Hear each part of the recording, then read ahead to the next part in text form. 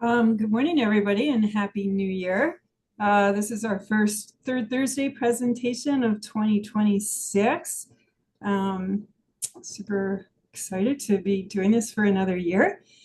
Um, Today we have Dr. Joanna Fountain. A lot of you I know have met Jo because she was here last summer doing some of her research.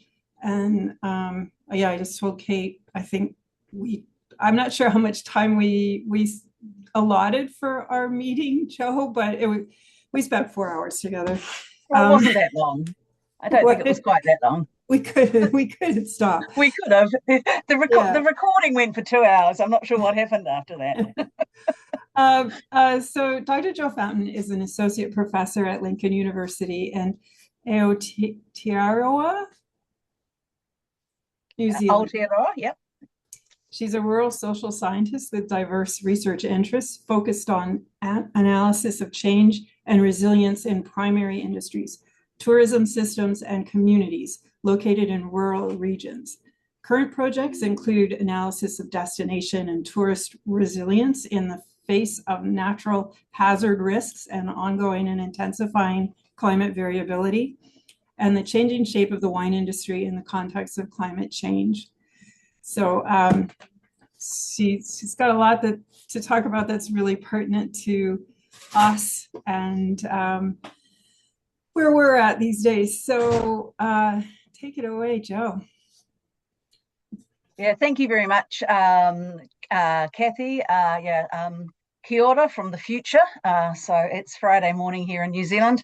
It's supposed to be summer, but it's currently about 9 degrees or 10 degrees. So I think it's cooler where you are, but a bit sunnier. So I'm going to talk today a little bit about some work I've been doing in the Okanagan over the last few years. As Kathy said, I have met, I think, about a third of the people who signed up for this webinar. So I do hope that I kind of represent your ideas appropriately. I also want to make it clear that these are just preliminary findings. So when I finished with my transcribing my interviews, I had over 300 pages of transcripts. So clearly, in a 45-minute presentation, I'm not going to be able to cover everything, but I hope to touch on a few issues that may be pertinent to your area and also reflect on some research I've done in New Zealand. So I did do a seminar at Okanagan College back in 2024 on climate change in the New Zealand wine industry. And so, I will be bringing in some of the recent research I've been doing in New Zealand as well. In terms of the goals or the focus of the session, I was told by Kate to make sure there was some takeaways at the start.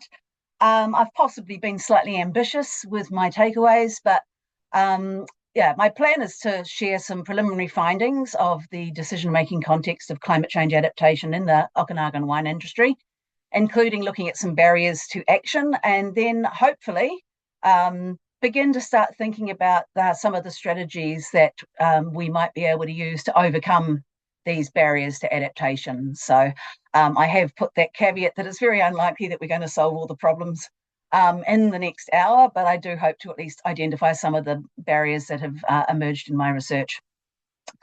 And I guess the longer term goal is to look at ways to potentially enhance knowledge sharing networks to disseminate the lessons learned from this study to the wider industry in BC, but also to look at ways to perhaps link up with other institutions. Of course, I'm at Lincoln University, and I think quite a proportion of the wine industry in New Zealand has some connection to New Zealand.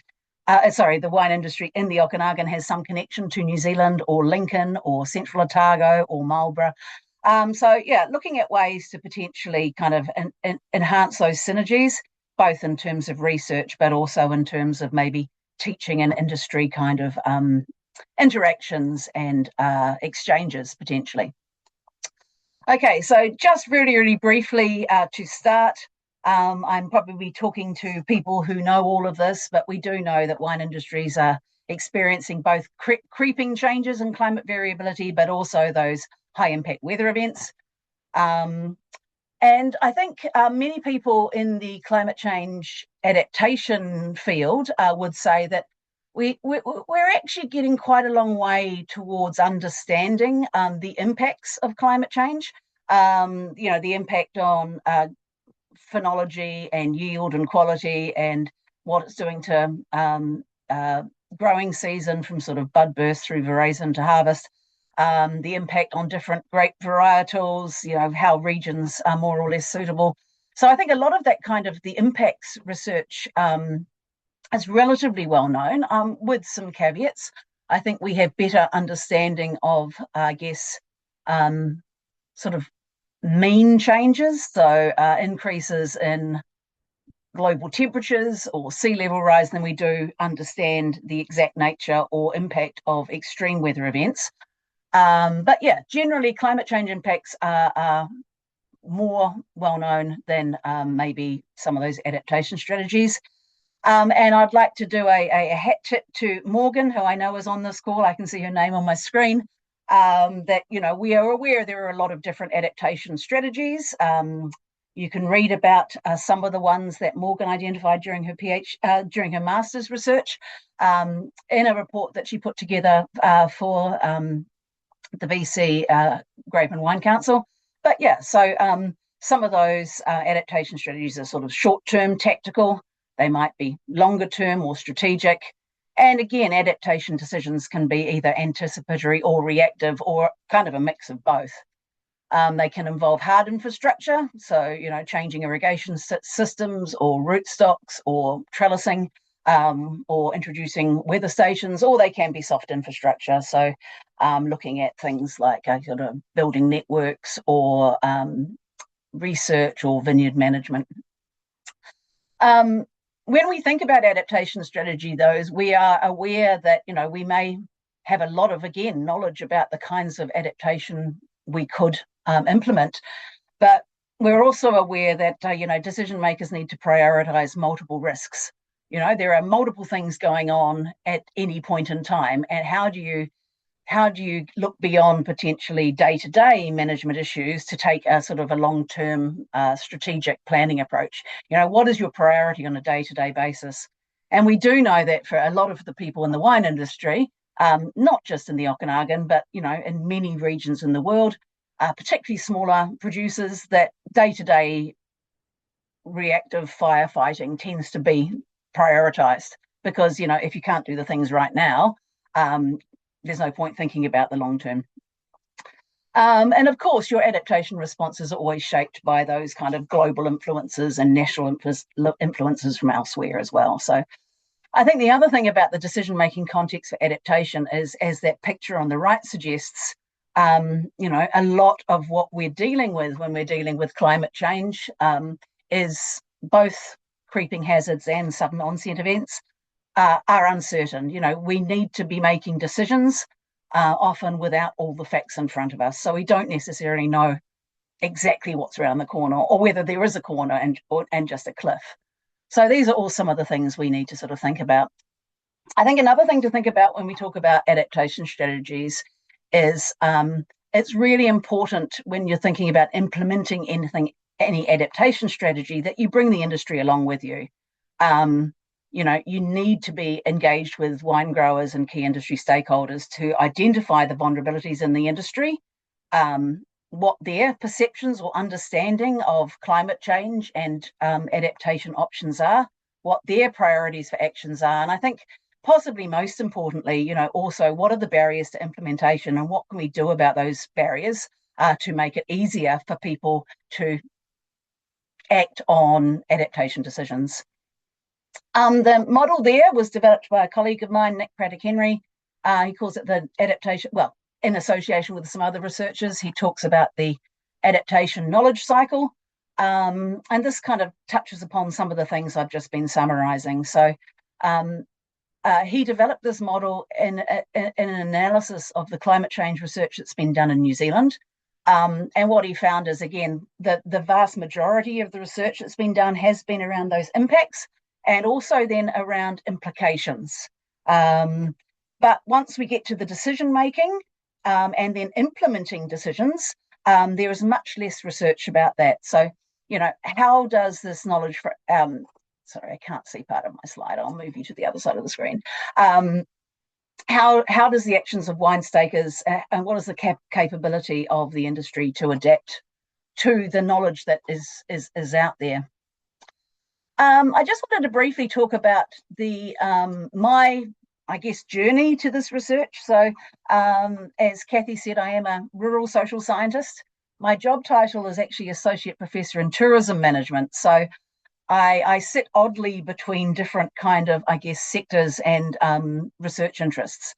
But my interest in wine tourism goes back 25 years. And back in 2017, because I was doing research on wine tourism, some engineers from Auckland University contacted me because they were interested in looking at resilience in the wine industry. And they were focused mostly on earthquake resilience. So late in 2016, the Kaikoura earthquake had a big impact on the wine region in Nelson in particular. So they were interested to go and look at sort of tank design and anchoring systems and R values of building designs and catwalks. But they also wanted a social science element. So I stepped in to look at sort of social science business resilience while they focused on the engineering resilience. So that's really how I moved from, a kind of a wine tourism focus to a more of a resilience focus. And that project was funded for 3 or 4 years, kind of overlapped with COVID a little bit. And we went back and we built quite strong relationships with the industry. And over the years, when we talked to them about what the main risk factors are, we saw that shift from focusing on the earthquake and earthquake response and recovery to then starting to think about drought, to then thinking about what are we going to do about our water allocations, what's going to happen to the typicity of Marlborough Sauvignon Blanc, to then thinking about COVID and supply chain issues, and then thinking about labour force issues, and then wine consumption issues. So what we saw in that project was really this kind of layering and cascading and compounding of risks, and how the focus shifted as the broader environment changed.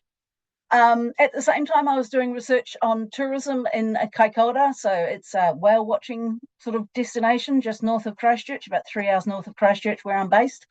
And then from the wine tourism, the wine industry resilience research, I became involved in a project in one of the National Science Challenges looking at climate, water and wine. So looking at the multiple and interacting pressures facing the Marlborough wine industry when it came to dealing with climate change and kind of changing regulations around wine use.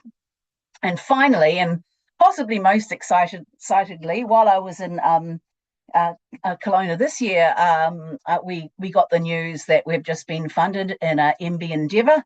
So I think it's about $12 million New Zealand dollars over 5 years to look at climate change adaptation, and again focusing on those sort of barriers to action. So again, this is being led by Nick Craddock-Henry, who is in fact a local Kelowna boy. So it's interesting how this has all gone full circle. He grew up in Kelowna and lots of his family still lives there.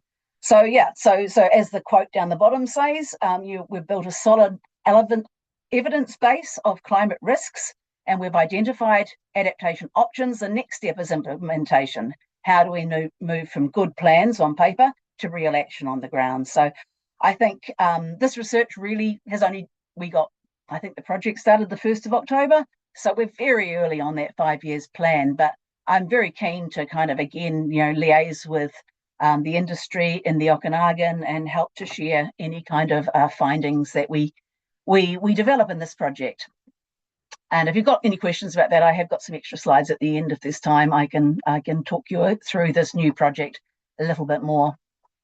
So one of the really important things I do in my research is I like to focus on research that is going to be useful, usable, and used. So I am more interested in getting those findings out to industry and seeing how they can be used, as opposed to necessarily just publishing in the high sort of in journals that potentially behind paywalls and can't be seen by the average person.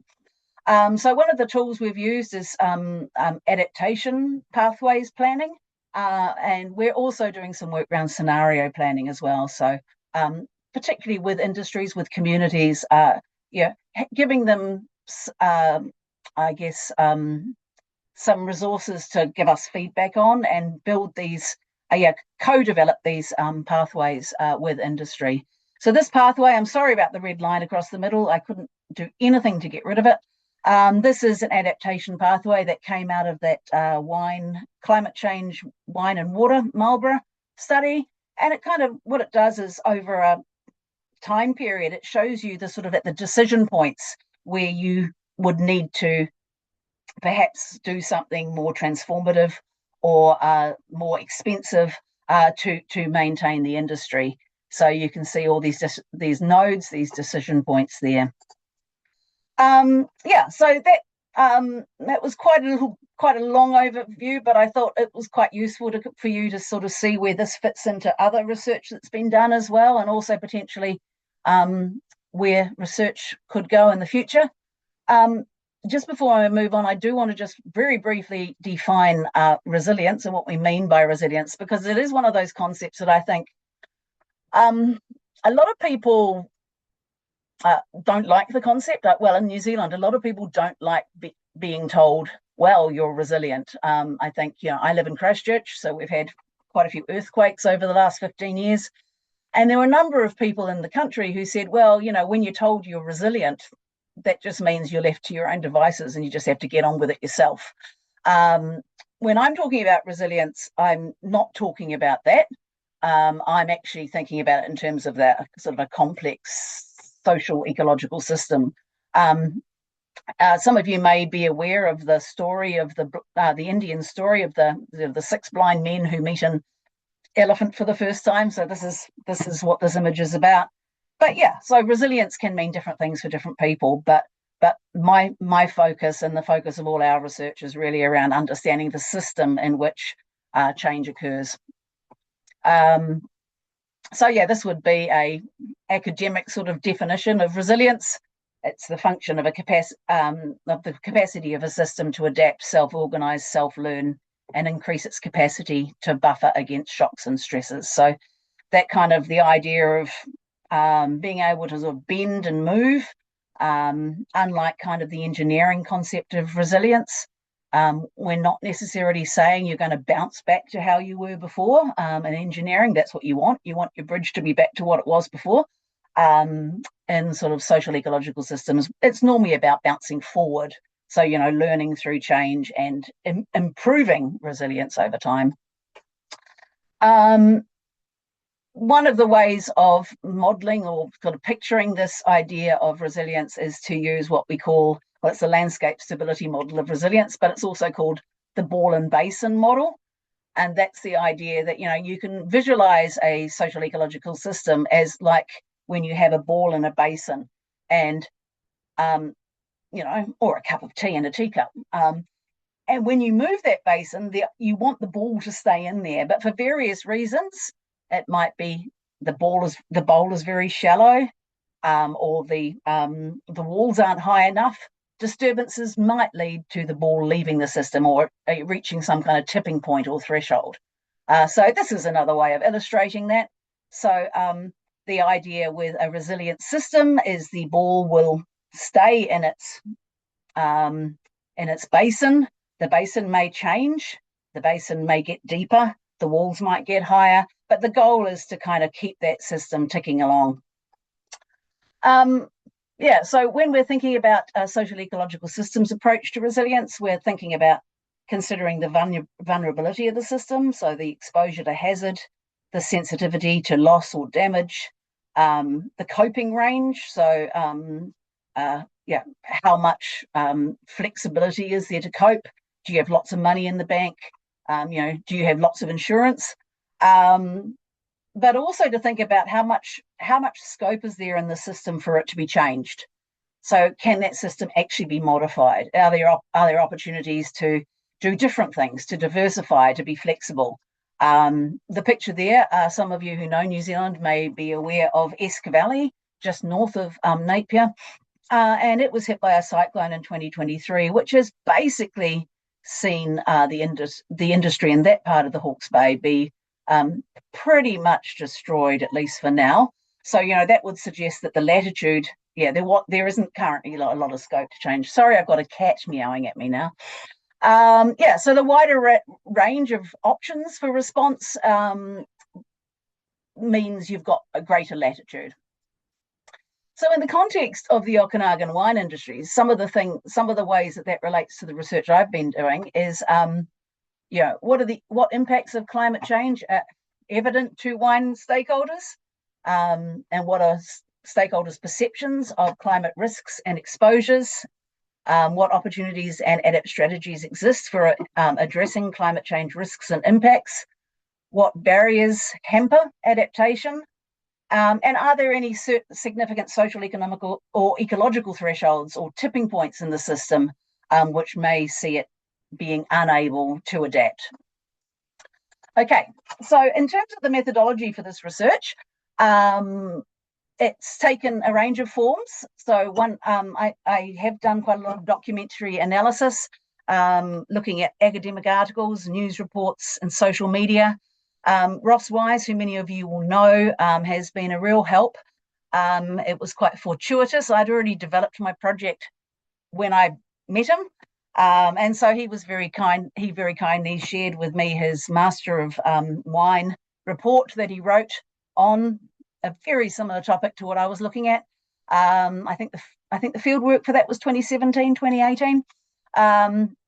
So that was, a really good resource, and that's all publicly available. I've also spent 4 months over the last 3 years in the Okanagan region. Got a bit of a sense of the district and been able to move through the region. And then I've done on this last visit, so in July, August last year, I did 18 wine industry interviews with stakeholders. The interviews were sort of 30 minutes through till about, 2 hours. But yeah, these were all people who have been engaged in the industry for more than 5 years, some more than 25 years, from a range of different subregions, and from a number of different roles. So that was the qualitative research. The quantitative research has been a bit more challenging, and I know a number of people who've tried to do or done distributed surveys in the Okanagan and New Zealand as well have struggled to get high response rates. So I've currently got 19 responses. I think I got one at about midnight last night. So the survey is still open. So if you want to click on that QR code or follow that link, you are most welcome to contribute to the survey. But I did want to just present a few preliminary findings. If I'm looking distracted, it's because I've got a cat walking along my windowsill, knocking things down. She's never, ever done that before. So in terms of this little survey, you've got there some details of length of time working in the industry. You can see quite over 50% have been working in the industry more than 11 years. Their self-assessed knowledge of climate change, you can see there, a third believed they were extremely knowledgeable, and another 50% thought they were quite knowledgeable. I am here comparing this to the same survey I'm also running in New Zealand at the current time. So New Zealanders said at the start of the survey that they were potentially a bit more. They felt they were more knowledgeable. And there you've got a breakdown of their roles in the industry as well. I did ask a question about what subregions the respondents were engaged in. So you can see there from the highest level of engagement to the lowest. Anything not mentioned didn't come up at all, but Naramata was by far the highest source of respondents. Bearing in mind, this is a sample of 19, so these are very preliminary findings, but I thought it might be interesting for you to see them. Another question we had in the survey was, actually one of the first questions in the survey is, what do you think are the top 5 challenges facing the Okanagan wine industry in the next 10 years? Now, the same question was asked in the New Zealand survey. So as I said, that went out into the field in September. And so you've got there on the left-hand column, that's the Okanagan results from the 19 respondents. And on the right-hand column, that's the New Zealand responses from 36 respondents. And you can see some areas of similarity, but I think you can also see some differences, which is probably not surprising. The unexpected weather patterns and extreme weather events were top of mind for the Okanagan wine industry. We're changing wine consumption patterns. I thought was quite interested that was number one. Almost all of the New Zealand respondents highlighted that as an issue. The other big difference, I think, or noticeable difference, is down the bottom of the table, where the New Zealand respondents were obviously their focus is more on exports, so those issues around global competition for wine, access to international markets, and also biosecurity incursions at the border all ranked more highly. I think really interestingly, none of the Okanagan wine industry respondents mentioned pressure to reduce carbon emissions as one of the top 5 challenges, but 25% of the New Zealand respondents did. And that would have something to do with the SWINS program, which is ramping up the need of what New Zealand wine producers to measure their carbon emissions. The next question I asked was, what do you see as the 5 biggest climate-related risks to Okanagan wine industry in the next 10 years? So some of the things in that list were the same as the previous list. And again, I've compared this with the New Zealand sample. And again, there are some quite significant differences on those. So the New Zealand sample is more concerned about both reduced water availability, but also more extreme rain events. Whereas obviously the Okanagan region is more concerned about heat waves. The New Zealand market, I think probably because of their high reliance on Marlborough Sauvignon Blanc and its particular typicity, a third of respondents were concerned about changes in wine style and typicity there. So again, wildfires, not really rating in New Zealand, but again, that kind of disjuncture between the Okanagan Valley both being concerned about increased severity of wildfires and heat waves and also cold weather. But you all know that, but yeah. I think one of the things in this table that's interesting is when I put the survey together in the list of options, I didn't put wine tourism on that list. I mean, that may seem strange because I'm a wine tourism researcher, but in the other places I've studied wine tourism, so France, Western Australia, Yarra Valley, and New Zealand, that has never really emerged as a climate change related issue for the wine industry. But clearly it's really important in the Okanagan region. So I just wanted to highlight that point. I think in some ways the Okanagan is, I'm not going to say unique. I think probably Nova Scotia. I'm not so sure about Ontario, but I think there are definitely other North American wine regions where this interaction between these two different systems is really critical. But yeah, obviously tourism is an industry that's also very much place-based like the wine industry is, and so is also very much impacted by climate change, particularly those extreme weather events. And the impact is not just physical, but it's also, as many of my respondents talked about, it's around destination image. So you see people running from burning homes or burning hillsides or having to be evacuated, and often that image will stay in your mind a lot longer than the physical impacts.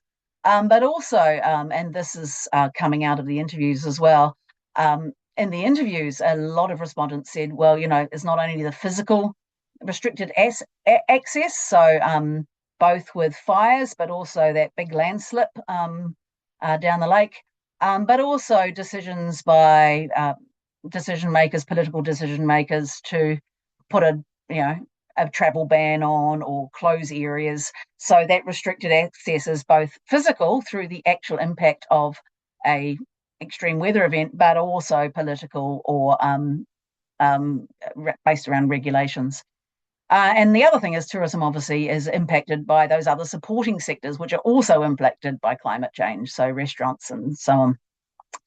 But yeah, in the last 5 or 6 years, the period we're talking about, that also covers the period with COVID, the period with, issues around economic crises, financial hardship, people not spending much on discretionary products, which includes both wine and tourism, or going places, but then doing the free and cheap options. So I thought just worth highlighting that, because I think there's a lot of material in my interviews around these issues, which I won't be discussing in more detail, but it is a really important area. And just the last of these tables I'm going to present, this is actually between the Okanagan and the Marlborough wine regions. So we've got about 18, 19 responses for each of those regions here. And I thought, because many of you are probably aware of Marlborough, you might be interested to see specifically some of those differences there. So it's quite interesting because if you remember about what people saw as being the biggest risk, the Okanagan highlighted extreme weather events as more of a big risk than the New Zealand wine industry. But actually, in terms of the experience of climate change, the Marlborough wine industry, 95% said they had experienced extreme weather events in the last 10 years, and also were higher on year-to-year climate variability. And in fact, most of those factors, they had or reported more experience of climate change. The differences there I've highlighted at the bottom. Almost 90% of the Marlborough respondents reported experiences of heavy rain and water ponding. They had a lot of rain during that period when I was actually overseas last year, June, July. And the Okanagan had higher incidences of damaging frosts, whereas those negative numbers means 3% of Marlborough respondents said that they'd seen a decrease in the incidence of damaging frosts, whereas 42% of the Okanagan respondents said they'd seen an increase.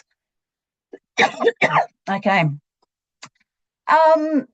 This slide's quite interesting. So there are a number of kind of what we call Leichhardt style questions, asking respondents whether they agreed or disagreed with various statements. I'm not going to talk too much about this, except to say that attitudes towards adaptation to climate change, the first three statements, either negative or positive, there were much more strong feelings about that than there was with that last statement, which is about adaptation actions. So while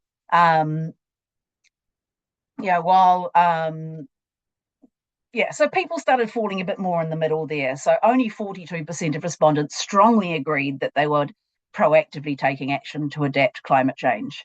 31% somewhat agreed. And then actually 21% said they didn't know, which may be determined by their role in an organisation as well. So I'm just going to move on now for this is the sort of the last section today. So I do want to provide a few more insights from these 18 interviews. As I said at the start, the interviews resulted in 300 pages of transcriptions. So there's a lot of information there.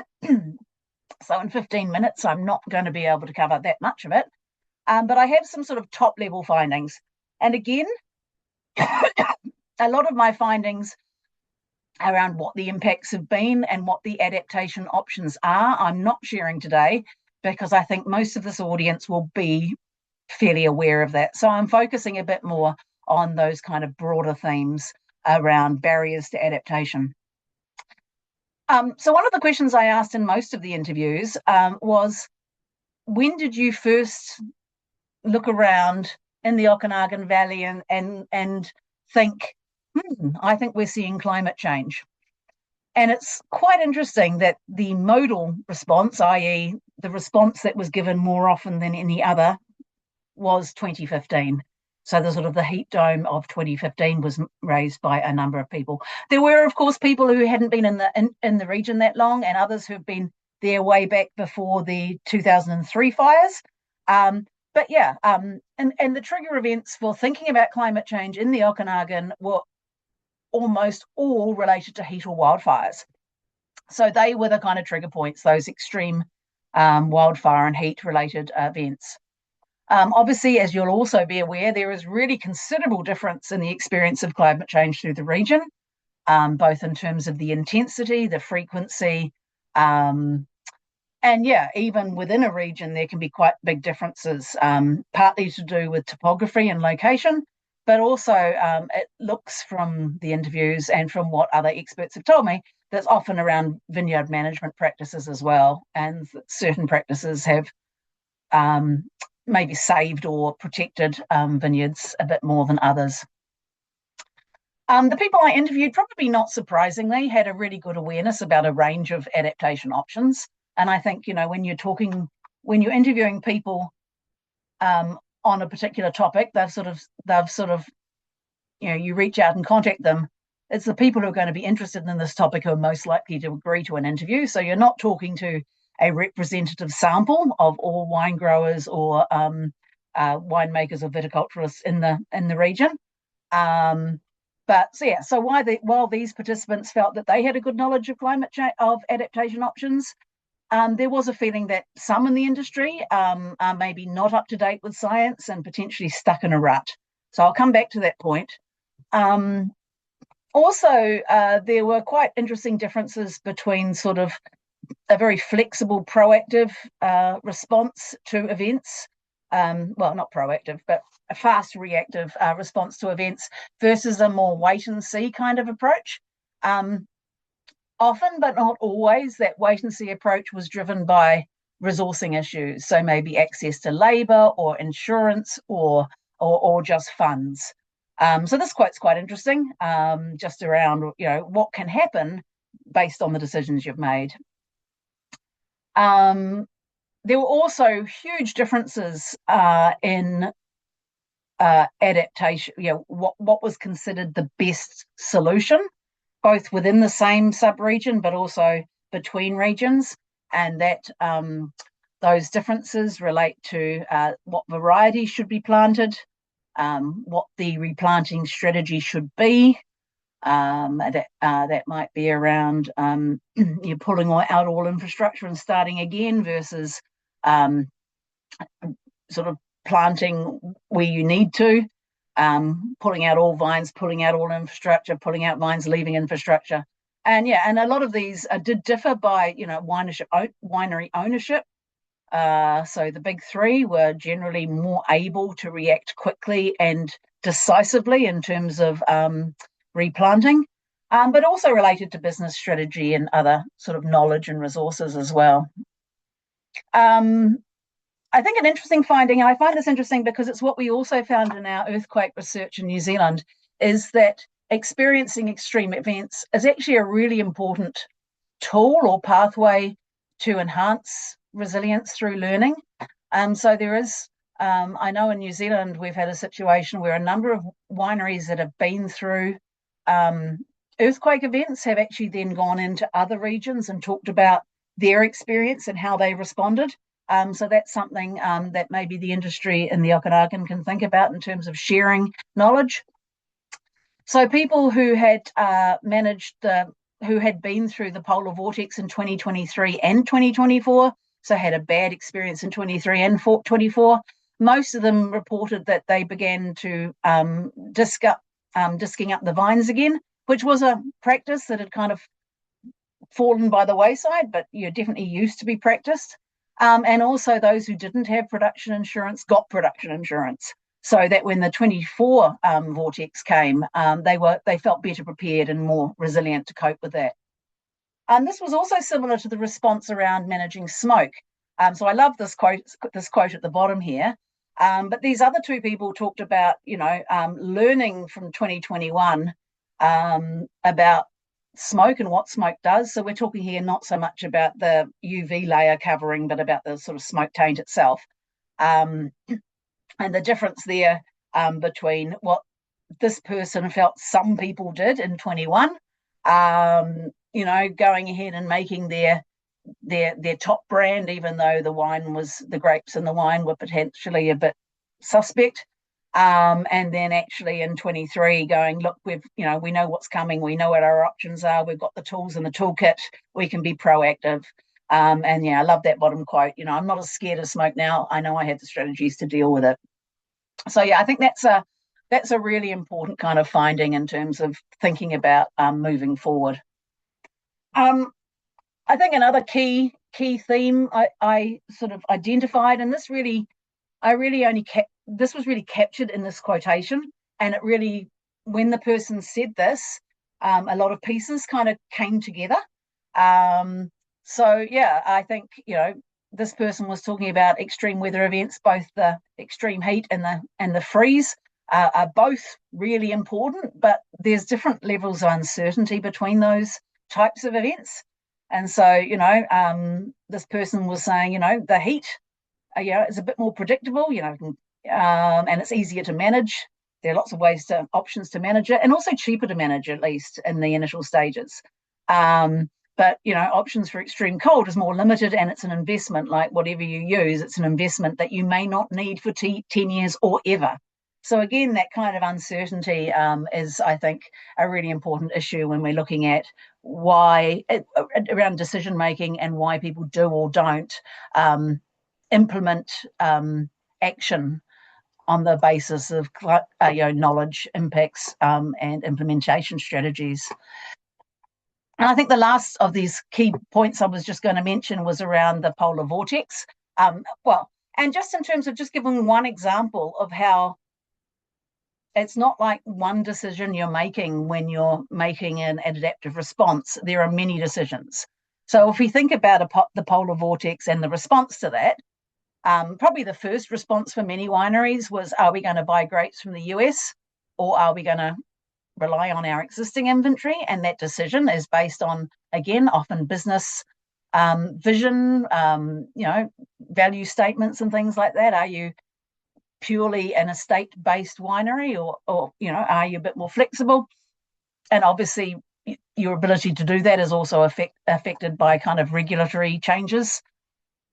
And then if you do decide to the next step is, do you replant, or are you going to retrunk?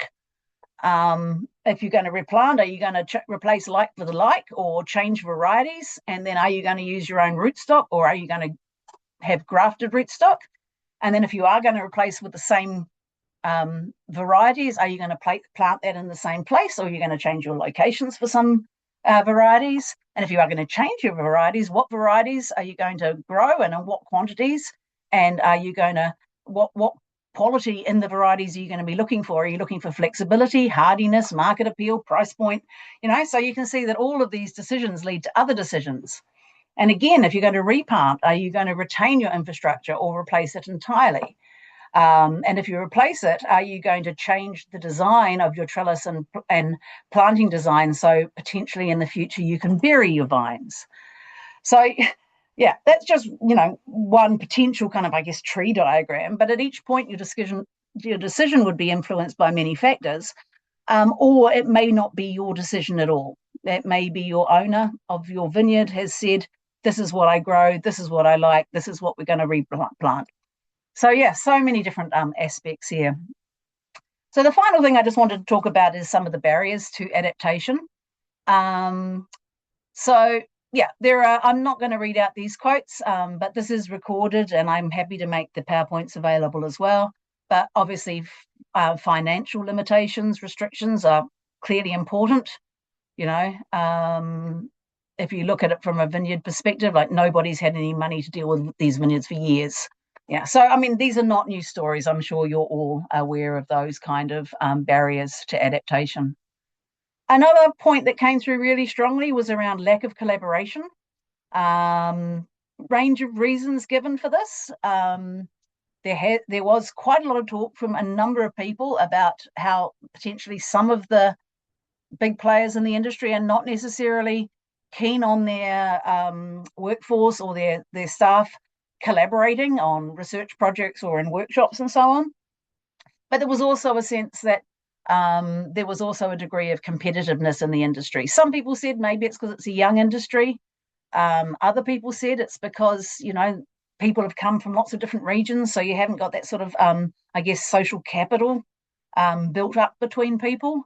Just so lots and lots of comments about the lack of collaboration. Also discussions about limitations, limited engagement by industry. when it comes to research and workshops. And again, those comments were mostly made by people who'd have spent time in other regions where they felt maybe there was greater engagement between the research sector and the wine sector.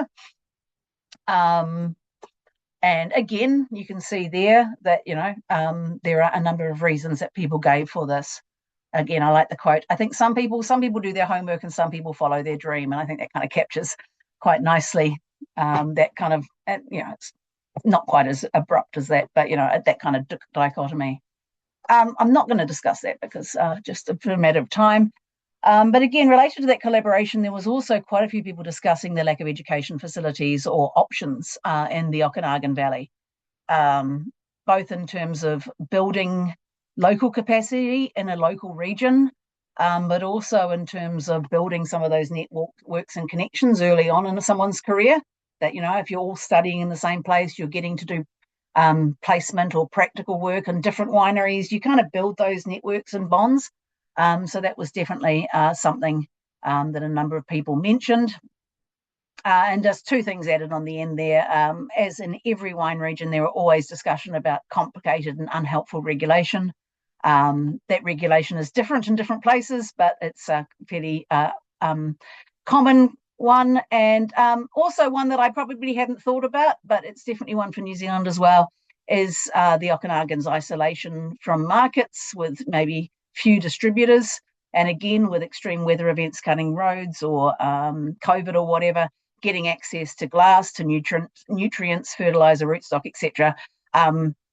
Can be difficult, and it does limit those maybe proactive and flexible responses from the industry if you can't get things immediately.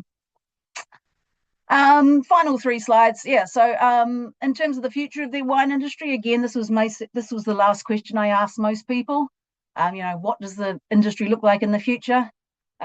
Probably not surprisingly, we're talking here about sort of more collaboration and networking, and some examples there of what forms that might take are at the bottom there. So sort of collaborative workshops, either sharing research or also maybe doing some of the scenario planning and adaptation pathways work that I talked about before. A number of people acknowledge that there might need to be some industry consolidation, both because of financial pressures in the industry, but also the proliferation of wineries. So yeah, what could BC grape and wine growers do? Maybe there's help with succession planning or business planning, or just giving people the chance to make an informed decision about their next steps. So I was involved in a project in New Zealand like that, giving people some information about, tourism actually, and going, in this situation, going, is tourism the right thing for your farm? And yeah, so just being able to make an informed decision. And the final 2 points, which I've kind of just presented together, but one of the things that really hasn't come out definitely didn't come out in the interviews from anything anywhere north of Penticton. There was no mention of water as an issue, I don't think, or very limited mention. But, as a future risk, climate change risk, there are a number of people, particularly south, so sort of the Oliver, Osoyoos area, raising the flag about not needing to be more strategic about water use, and also potentially, getting some research done around water use. Money for research goes to sort of maybe sexy topics or flavour of the month topic, and there was some thought that maybe issues around sustainability and water use is potentially something that needs a bit more attention. Okay, so that's it from me. As I said, there's the survey link again. Hopefully some of you have done it when you were kind of drifting off during my presentation. I think I have left 10 minutes for questions, so happy to take any questions. There hasn't been a lot of drifting off, Joanna. I gotta say, does anybody have questions? If you just unmute, I can call on you. All right, I'll start. I don't know how much, have you been introduced to the wine grape industry task force that we're working on that has been funded by the Ministry of I, Agriculture? it was right. It was. I think it was the last day of my stay that Mhm. I sort of chatted to Kate. Yeah. So Right. literally, this was all happening. I think at the time I talked to some people in the industry. It was like we're just getting set up. We're just beginning. So Mm. yeah, absolutely. I am aware of it now. It wasn't that I wasn't aware, but I was aware it was at relatively early stages. Yeah. But yeah, so yeah, and Which that's it really partly how. was at that Yeah. point. But there's a pretty substantial framework that's been established. Kate can speak to it more.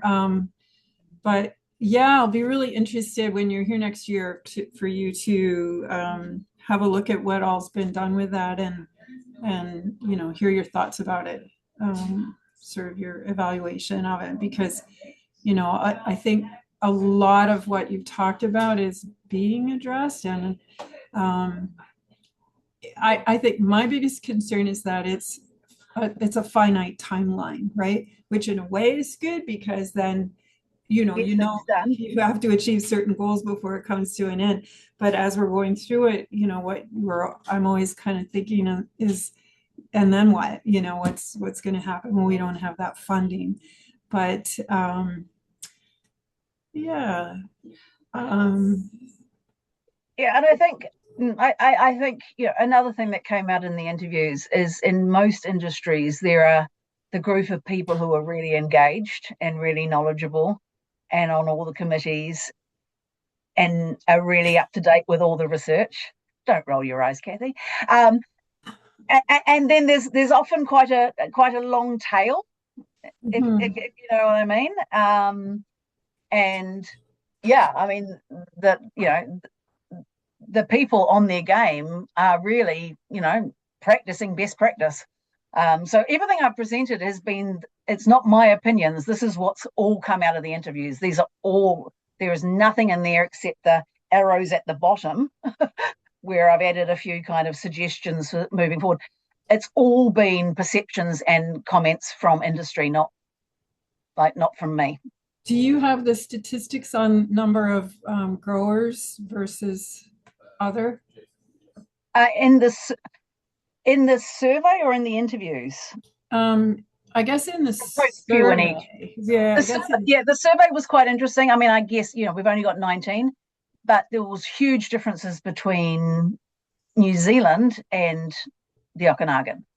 So I think in New Zealand, I don't think I've got the figures in front of me, but from memory, I think in the Okanagan it was like 25, 26% of the survey respondents were growers. In New Zealand, it was like 6%, like one or two, or yeah, maybe 10. right. So I think the makeup of the industry is, I think, quite different. Yeah, I feel like that's that we need more of a vehicle to connect with growers, I think, right? There's always wineries that have vineyards and they're well connected and integrated, but especially on the Naramata Bench, there's a lot of independent growers and they're hungry for connection and knowledge and so that if there's huge potential, I think, if we can start um, roping those people in. Yeah, and I did interview one or two out of the 18, but I also reached out to many, many more who didn't respond. Yeah, yeah. I believe that. So I was really aware of trying to get a representation across Yeah. big producers, small producers, and growers versus kind of wineries. But yeah, again, and it's exactly the same in New Zealand when we did our resilience study in Marlborough. We wanted to talk to everyone, but we ended up only talking to the big corporates because Yeah. they were the people who had people on hand who had, that was their job title to do sustainability Yeah. or resilience or whatever, and everyone else had 15 hats on. Yeah. And their experiences are very different, right? Um, Lindsay Hainstock has commented that it's interesting that many don't recognize the precarious position they're in with water. Lindsay is our Ministry of Agriculture extension person. Yeah. Yet list irrigation and cooling systems to mitigate heat. It's a really good point. Yeah. Yeah, as I said, I probably started my interviews sort of nearer the north, because I was living in Kelowna. Right. As I moved south, definitely water started featuring more and more. More and more, yeah. So everyone I talked to, I think probably everyone I talked to south, who's located south. I mean, but again, people have involvement in vineyards all over the place. So everyone I talked to, I think south of Penticton will have mentioned water. Yeah. I mean, I think the entire industry has a robust irrigation structure, right? Because we have to have it. So I think there's a complacency around water, right? Because but we have had a couple of years where their water wasn't available, like when irrigation needed to happen, and that's starting to wake people up for sure. Yeah. Um, And that's actually what happened in Marlborough as well. So the sort of survey we're doing at the moment in New Zealand, we did it in 2019 as well, and the results were quite different because in 2019 the Marlborough District Council were looking at clawing back some water allocation. So everyone has a water allocation.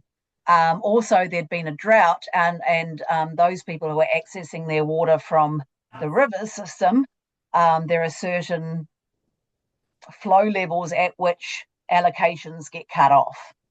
right. So the other thing is Marlborough District Council put in a rule that if you were planting a new vineyard, you had to have water storage on site. It had to be part of your vineyard management plan. So Right. yeah. So some of the people commenting were commenting because they'd been in other regions where water was particularly in Australia, where water was much more of an issue, and they Right. were kind of flagging this because it seems they were saying, water seems to be endless. You just get what you need. I mean, okay, it gets turned on at a certain date, and when you can water will differ depending on, how many people you're sharing things with. But yeah, yeah, I don't know. I mean, I'm not sure if it's just because there are other things that are more pressing.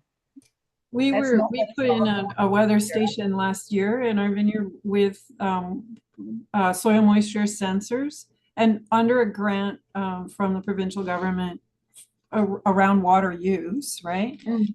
And it's been so helpful for so many things, right? We've from pocket gopher breaches of our irrigation, and to I don't know Yeah, water well, deficiency. I did go to a workshop while I was there. There was a north and a south workshop looking at water sensors, Mhm. soil moisture testing.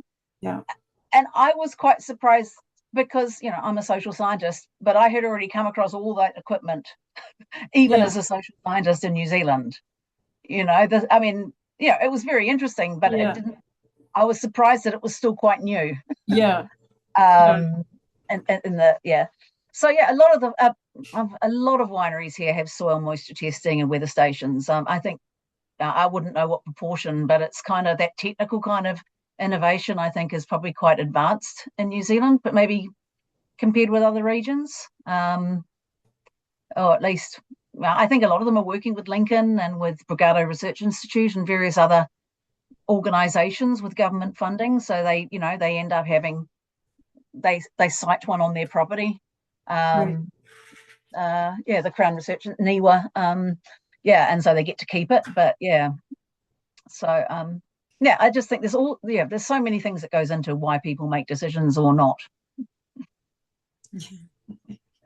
Yeah, that was That's going for to be sure. my question, was if they had like startup grants that made it a much easier thing to implement. Yeah. Guess so. That's and part of there's that's a gap, is getting that information out to the small independent growers. Um, and I think our sustainability program is there's a lot of outreach there, and that sort of gets people on the road of thinking in those terms. But yeah, there's definitely there's a potential there, right? Yeah, but again, I mean, it was the same with the earthquakes in New Zealand. People said, I just don't have time to apply for the grant. Yeah. I know the grant's there, but that's just one more thing that I need to fit into my day. And they're not easy. That's the trouble. They're not easy, and there's not a lot of help. So that's something that, we could look at providing, is that someone that could help. That would be useful, I would say, because even from somebody who applied for grants myself during my master's, it was an incredibly hard process to understand and implement. Yeah, and frustrating. So imagine if it would be hard. Yeah. Okay, I told Jo she had a hard stop at 1:00. Kate will share information if you want to connect individually with Jo, and she's going to be back next summer. So I'm also going to be at the International Cool Climate Wine Symposium conference next week or the week after, because it's in my hometown. So we have a few folks heading that way. So I hope you connect. Book yourself on the Lincoln tour. You get to do a Sauvignon Blanc tasting for $25 rather than $100. There you go. There you go. All the grassiness.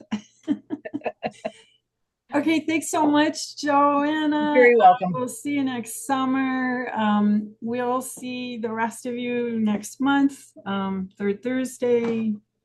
It's going to be the 19th. And happy 20. Thanks, Ben. Thank you. Thank you. Bye.